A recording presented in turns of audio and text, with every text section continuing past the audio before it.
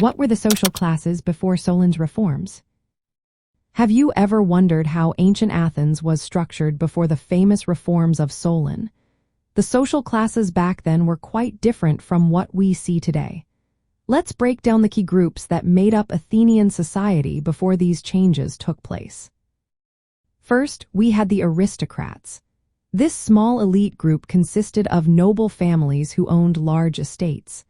Their power came from inherited status, and they held most of the political control in Athens.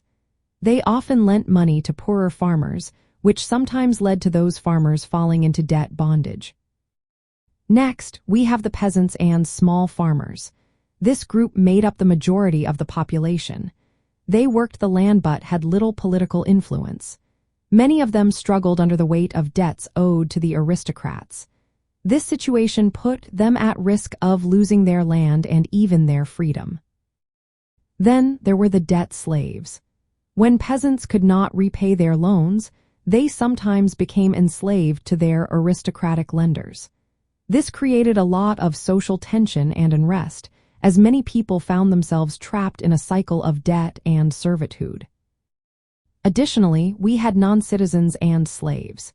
These individuals included resident foreigners, known as Metics, who had no political rights.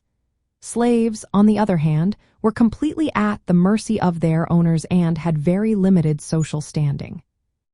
Solon's reforms in the early 6th century before Common Era changed this rigid social structure.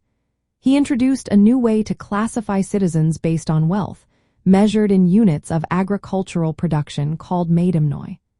This shift moved the focus from birthright to economic capacity. With Solon's changes, the new classes emerged. The wealthiest citizens, known as pentakosiomdimnoi, produced at least 500 meidimnoi annually. They were eligible for the highest political and military offices. Next came the hippies, who had property producing at least 300 meidimnoi. They could afford to maintain horses for cavalry service. The zeugeti, or middle class, produced at least 200 meidimnoi and often served as hoplites, which were heavily armed infantry. Finally, the thetes were the lowest class of citizens, producing less than 200 meidimnoi. They often worked as laborers or wage earners and had limited political rights. However, they could still participate in the assembly and serve as jurors. These reforms aimed to lessen the dominance of the aristocrats and allow more citizens to participate in politics based on their wealth.